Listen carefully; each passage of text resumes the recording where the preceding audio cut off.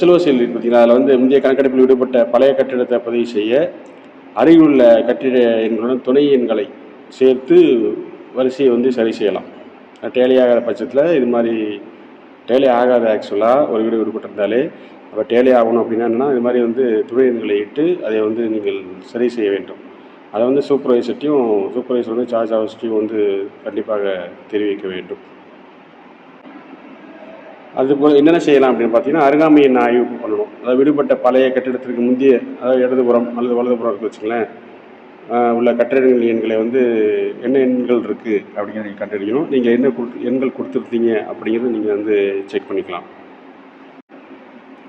இப்போ துணை எண் எழுத பொறுத்த வரைக்கும் முந்தைய கட்டிட எண் வந்து என்னென்னா உங்களுக்கு 45 அப்படின்னு வச்சுக்கலாம். விடுபட்ட பழைய கட்டிடத்தில் வந்து 45 அல்லது 45 பார் 1 அல்லது 45 ப்ராக்கெட்டில் 1 போட்டு பதிவு பண்ணிக்கலாம் துணை எண்களை கொடுத்து.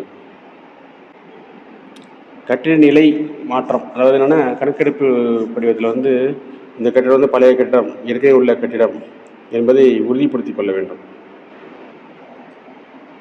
விவரங்கள் சேகரிப்பை பொறுத்த வரைக்கும் வீட்டின் உரிமையாளர் பெயர், குடும்ப உறுப்பினர்கள் மற்றும் பயன்பாட்டு விவரங்களை முழுமையாக பதிவு செய்வோம். ஹெச்எல்ஓவில் கொடுக்கப்பட்டிருக்கக்கூடிய அந்த 34 வினாக்களுக்கும் அவர்களும் கேட்டு தகவலை பெற்று அதை உள்ளிட செய்ய வேண்டும். இது உங்களுக்கு ஏற்கனவே தெரிந்த நடைமுறை தான். நடைமுறையை நேர்மையாகவும் உண்மையாகவும் பதிவிட வேண்டும். மேற்பார்வை அனுமதி முக்கியம். அதாவது முந்தைய எண் உங்களுக்கு வந்து 45 46 அடுத்த எண் இருக்கும்பொழுது இடையில் வந்து என்னென்னா உங்களுக்கு இப்போ 46 உங்களுக்கு 1 அல்லது ஏதோ ஒன்று கொடுத்தோம்னு வச்சுங்களேன், பதிவிட வந்து உங்கள் மேற்பார்வை வந்து உறுதிப்படுத்தணும். ஏற்கனவே சொல்லியிருக்கோம் துணை எண் கொடுக்க சொல்லி.